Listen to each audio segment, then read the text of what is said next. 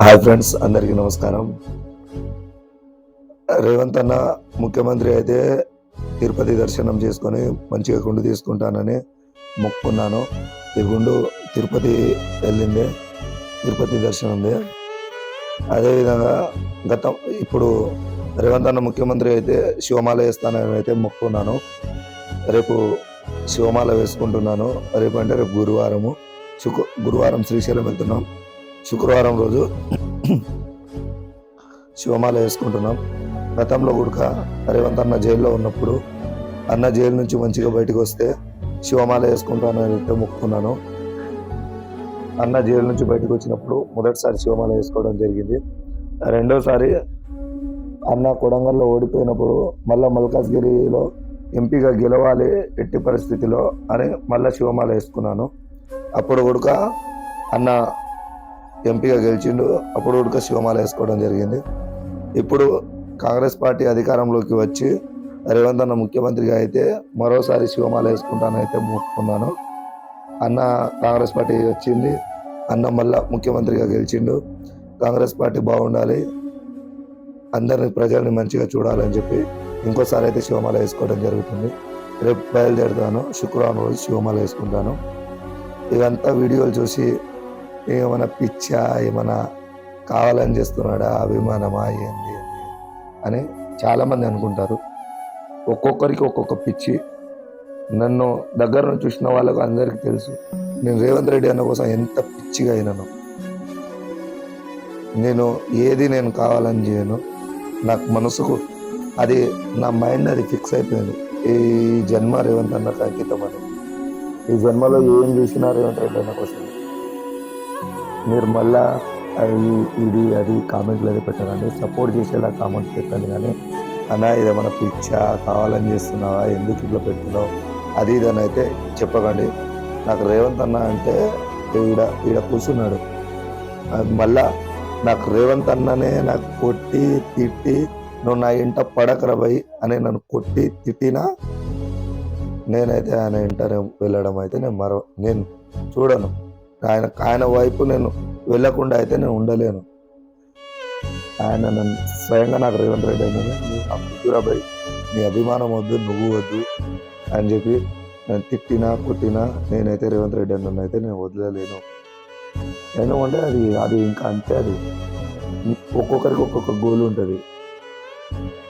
నా గోల్ రేవంత్ అన్న, నా గోల్, నా లక్ష్యం రేవంత్ అన్నను ముఖ్యమంత్రిగా చూడడమే నా లక్ష్యం అని చాలామందికి చాలాసార్లు చెప్పిన. రేవంత్ అన్న ముఖ్యమంత్రిగా చూసినా ఆయన వల్ల నాకు నష్టం జరిగిందా, మంచి జరిగిందా, ఏం జరిగిందా తర్వాత విషయం. ఒక్కొక్కరికి ఒక్కొక్క హీరో ఉంటారు. నా లైఫ్కి నాకు రేవంత్ అన్ననే నాకు హీరో. అంత ఒక్క మాట చెప్తున్నా చిన్నగా, రేవంత్ అన్నను నేను అభిమానించాను. కొడంగల్లో ఓడిపోయినప్పుడు రేవంత్ అన్నను నేను అభిమానించాను అని చెప్పి ఒక మాట చెప్పు.